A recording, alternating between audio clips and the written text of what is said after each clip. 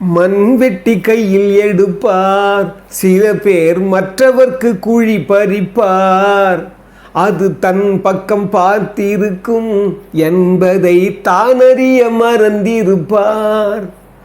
பந்தெடுத்து விட்டு எறிந்தால் சுவர் மேல் பட்டது போல் திரும்ப வரும். பந்தெடுத்து விட்டு எறிந்தால் சுவர் மேல் பட்டது போல் திரும்ப வரும். இந்த தத்துவத்தை தான் அறிந்தால் பிறர்க்கு தீங்கு செய்ய எண்ணம் வருமோ? அறிவுக்கு வேலை கொடு, பகுத்தறிவுக்கு வேலை கொடு. மூட பழக்கத்தை விட்டுவிடு. காலம் மாறுது, கருத்தும் மாறுது, நாமும் மாற வேண்டும், நம்மால் நாடும் மாற வேண்டும். அற்புதமானவர்களே, இந்த அரசியலும்ங்கிற பகுதியில் இப்போ சில காலமாக நம்ம சில விஷயங்கள் பேசிட்டு வரோம். இப்போ பாருங்கள், இன்றைக்கி ஒரு முக்கியமான ஒரு பதிவு இது. டிராஃபிக் ராமசாமி, நீங்கள் கேள்விப்பட்டிருப்பீங்க. அவர் வாழ்வியலை பற்றி நான் சமீபத்தில் படித்தேன். ஏற்கனவே அவர் நிறைய விஷயங்கள் பண்ணாலும் படிச்சிருக்கோம். ஆனால் ரொம்ப இன்ட்ரெஸ்டிங்கான ஒரு வாழ்வியல்.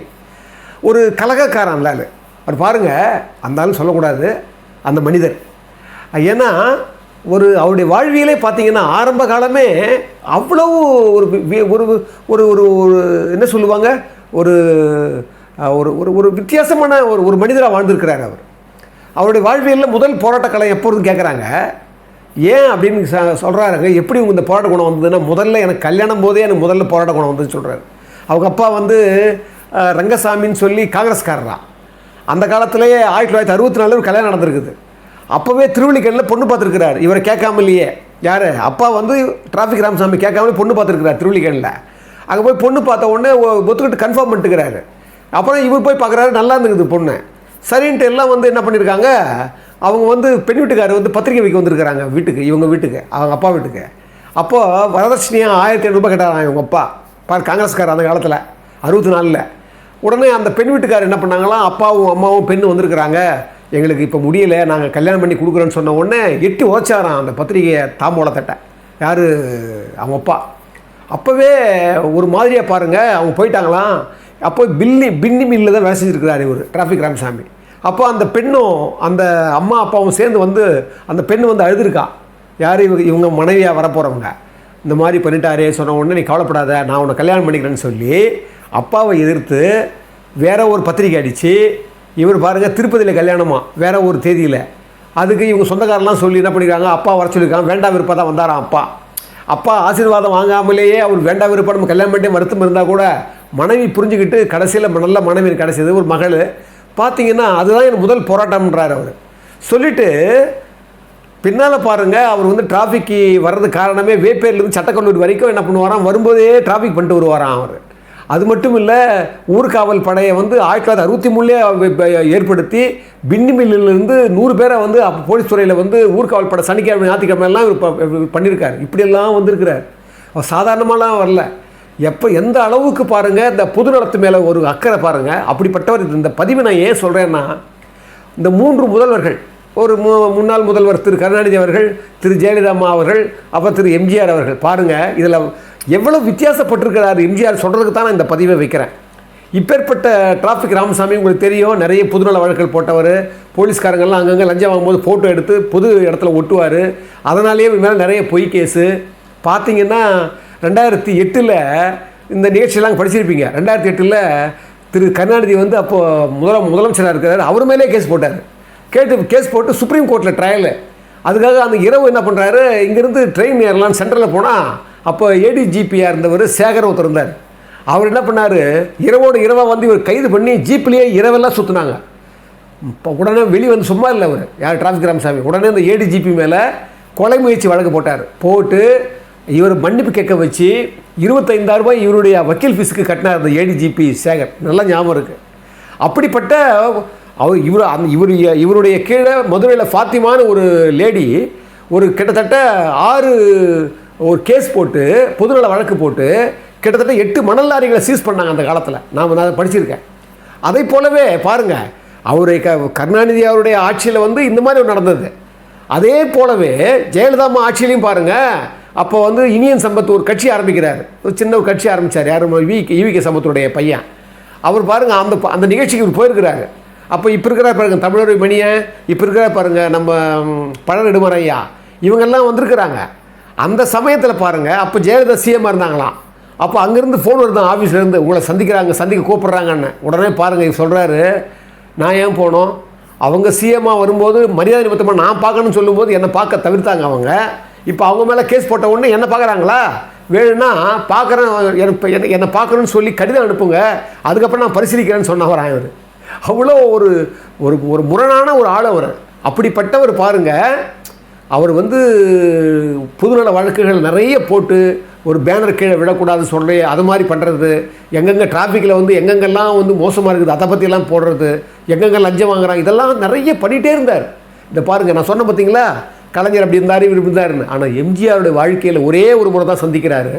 அந்த சந்திப்பில் எம்ஜிஆர் எவ்வளோ வித்தியாசமாக தெரிகிறார் பாருங்கள். அதுக்கு சொல்கிறது தான் இந்த பதிவை நான் பயன்படுத்துகிறேன். அவர் சொல்கிறாரு, நான் வந்து பல தடவை நம்ம பொய் கேஸ் போட்டு உள்ள தள்ளாங்க, சனிக்கிழமை ஞாயிற்றுக்கிழமை முன்னாலே பண்ணுவாங்க. ஏன்னா ஒரு தடவை இவர் மேலே வந்து ஒரு தடியை வச்சுக்கின்னு நான் வந்து லாரியை மடக்கி லஞ்சம் வாங்கினான்னு எம்எல்ஏ கேஸ் போட்டாங்க, பொய் கேஸ் போட்டாங்க.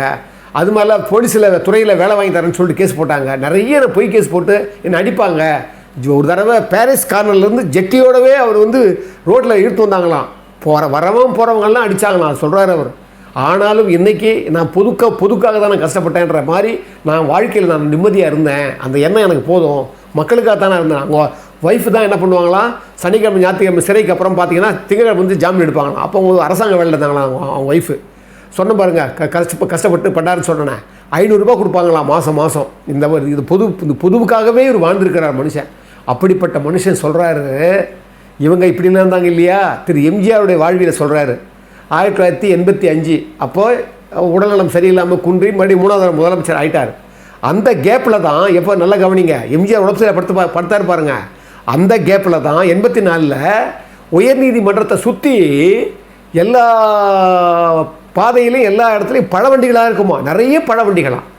இவர் போய் யோசிச்சிருக்காரு, போய் பார்த்துருக்கிறாரு, எப்படி அந்த பழ வண்டிகள்லாம் யார் இருக்காங்கன்னு பார்த்தா எல்லாமே அதிமுககாரங்களாம். ஒரு வண்டிக்கு 25 ரூபா மாமூலம் அந்த காலத்திலேயே.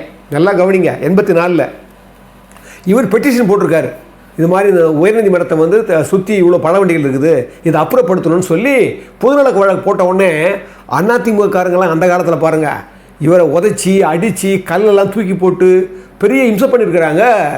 எம்ஜிஆர் அப்போ தான் அமெரிக்கா திரும்பி வந்திருக்கிறாரு, சிஎம் ஆகிட்டார். வந்த உடனே இந்த விஷயம் தெரியுது எம்ஜிஆருக்கு. நல்லா கவனிங்க, ஒன்றுமே செய்யலையா, கூப்பிட்டாராம் டிராஃபிக் ராமசாமியை, நேராக தோட்டத்துக்கு போனாராம்.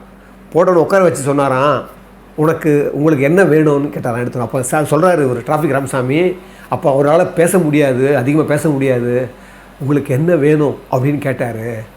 எனக்கு ஒன்றும் வேணாயா, பாருங்கள் உங்கள் ஆளுங்கள்லாம் உயர்நீதிமன்றத்தை சுற்றி பழ வண்டிக்கு வச்சுருக்கு மாமூல் வாங்குறாங்க 25 ரூபா, அந்த பாதையே நடைபாதை ஆக்கிரமித்து பண்ணியிருக்காங்க, இதுக்கு தான் இது மாதிரி பண்ணுறாங்க, இதை நீங்கள் சரி பண்ணி கொடுத்தா போதும்னு சொன்ன உடனே அதை சரி பண்ணிடலாம், உனக்கு என்ன வேணும் அப்படின்னாராம் எம்ஜிஆர். எனக்கு ஒன்றும் வேணாங்க, இது சரி பண்ணி கொடுத்தா போதும் அப்படின்னாராம் டிராஃபிக் ராமசாமி.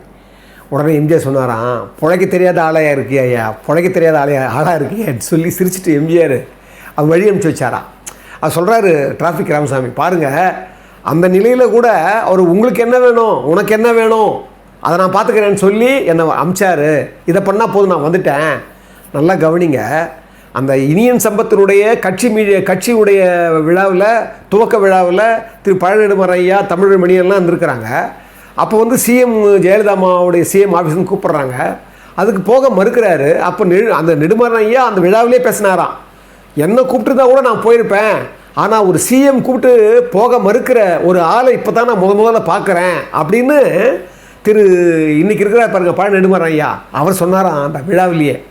அந்த அளவுக்கு தன்மானம் உள்ள அந்த ஒரு டிராஃபிக் ராமசாமி திரு எம்ஜிஆர் அவர்களை போய் பார்க்குறாரு. பார்த்த உடனே அவங்களுக்குள்ள இந்த சம்பாஷணை நடக்குது. அவர் கடைசியில் குறிப்பிடுறாரு, நான் பேசிட்டு வந்த ஒரு வாரத்தில் சுற்றி இருந்த பழ வண்டிகள் எல்லாத்தையுமே கிளியர் பண்ணிட்டாரு. நல்லா கவனிங்க, அவர் சொல்லிட்டு வந்தது மட்டும் இல்லை, ஒரு வாரத்தை எல்லாருமே கிளியர் பண்ணிட்டாரு. அதுதான் எம்ஜிஆர். அது என்ன சொல்கிறாரு, எம்ஜிஆர் தன்னுடைய கட்சிக்காரங்க மேலே இப்படி பண்ணாங்கன்றது. ஏன்னா அந்த நேரத்தில் அவர் வந்து ஃபாரினில் இருந்தார், அமெரிக்காவில் இருந்தார், மருத்துவத்தில் இருந்தார், தெரியும் உங்களுக்கு நடந்திருக்குன்னு தெரிஞ்சு போச்சு. அதை பற்றி பலவீனமாகவும் சொல்லிக்கல, அவங்கள பற்றி விசாரிக்கல. நான் பார்த்துக்கிறேன் ஒரே வார்த்தை, எல்லாத்தையும் சரி பண்ணுறாரு. ஆனால் இவ்வளோ சிரமப்படுற உனக்கு என்ன வேணும், உனக்கு நான் என்ன செய்யணும், எவ்வளோ உயர்வு பாருங்கள் அந்த எண்ணம். அவரும் தன்மானத்தை பற்றி அவர் தெரியும். நிறைய எம்ஜிஆர் மட்டும் வாங்குறவங்க வாங்காதவங்கலாம் நல்லா அவருக்கு தெரியும். சில பேர்லாம் வாங்கினா அது மறுத்துருவார், அவருக்கு ஃபோர்ஸ் பண்ண மாட்டார், அது ரொம்ப அசிங்கமாக போட அவருக்கு தெரியும். அதை போலவே பாருங்கள் உடனே அவர் பண்ணார். இங்கே பாருங்கள், கருணாநிதி அவர்களை எந்த அளவுக்கு அவர் கேஸ் போட்டு பிரச்சனை பண்ணார். ஜெயலலிதாமா கூப்பிட்டா போகல. ஆனால் இன்றைக்கி சிஎம்மாக அப்போ பாருங்கள் எம்ஜிஆர் இருக்கிறார் போகிறார். அதுதான் எம்ஜிஆர். அது சொன்ன பார்த்தீங்களா, முதல்ல பந்து எடுத்து சோத்து மேலே அடித்தா பந்து திரும்பி வர மாதிரி நீங்கள் என்ன கொடுக்குறீங்களோ அதுதான் உங்களுக்கு திரும்ப வரும். அதுதான் எம்ஜிஆர். அந்த அரசியலில் அவர் அறம் காத்தவர் அவர். இன்றைக்கி பாருங்கள், இன்றைக்கி இருக்க ஆளுங்கட்சியில் எத்தனை பேர் உள்ளே போய் வந்தாங்க பார்த்தீங்கள, எத்தனை பேர் சாதாரணமாக விமர்சனம் பண்ணதுக்கெல்லாம் கூட இன்றைக்கி பாருங்கள், ஒருத்தர் விமர்சனம் பண்ணான்னு சொல்லி அவர் வீட்டில் அசிங்கப்படுத்தி சினமாக கூட காட்ட முடியாது.